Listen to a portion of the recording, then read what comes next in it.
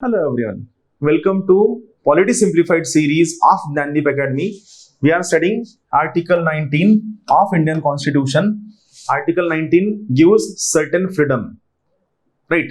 So यामध्ये जो 19 मधला जो फर्स्ट क्लॉज मधला सेकंड क्लॉज आहे, freedom to assembly, that is your right to assemble, but this assembly should be peaceful and without arms.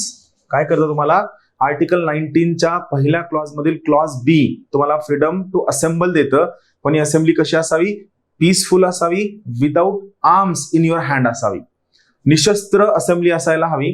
पण हा फ्रीडम तुम्हाला असताना there are certain restrictions on this freedom.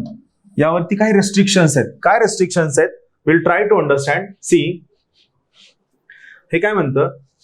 Nothing in subclause B of the said clause shall affect the operation of existing law or in so far as imposes or prevent the state from making any law. म्हणजे हा fundamental right use करत असताना जर एखादा law already existence मध्ये आहे किंवा पार्लमेंटला एखादा नवीन लॉ बनवायचा आहे, नवीन लॉ कशासाठी बनवायचा आहे? For imposing in the interest of the sovereignty and integrity of India, public order, यासाठी पार्लमेंटला लॉ करायचा आहे. Reasonable restrictions on the exercise of right conferred by the said sub clause. म्हणजे समजा तुम्हाला आर्टिकल 19 च्या पहिल्या क्लॉज मधला जो सब क्लॉज बी आहे यानं फ्रीडम ऑफ असेंब्ली दिलेलं आहे, आणि ही असेंब्ली कशी असावी? पीसफुल असावी, विदाउट आर्म्स असावी.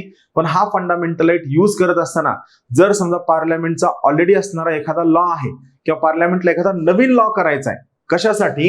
For protecting sovereignty and integrity of India, किंवा पब्लिक ऑर्डरसाठी एखादा नवीन लॉ करायचा आहे, किंवा कोणत्याही प्रकारचं रिझनेबल रेस्ट्रिक्शन टाकायचं. हा जो थर्ड पॉईंट आहे याला ओपन एंडेड ठेवलंय. कोणत्याही प्रकारचं रिझनेबल रेस्ट्रिक्शन टाकायचं आहे, तर त्या पर्टिक्युलर केसमध्ये जर समजा पार्लमेंटने या पहिल्या, दुसऱ्या, तिसऱ्या पार्टसाठी एखादा लॉ केला आणि हा लॉ त्या मगाच्या फंडामेंटल राईटला व्हायोलेट करत असेल, तरी सुद्धा this parliamentary law will have upper hand over this particular fundamental right.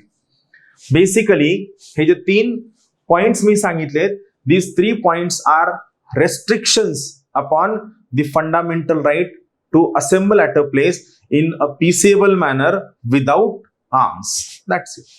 Thank you.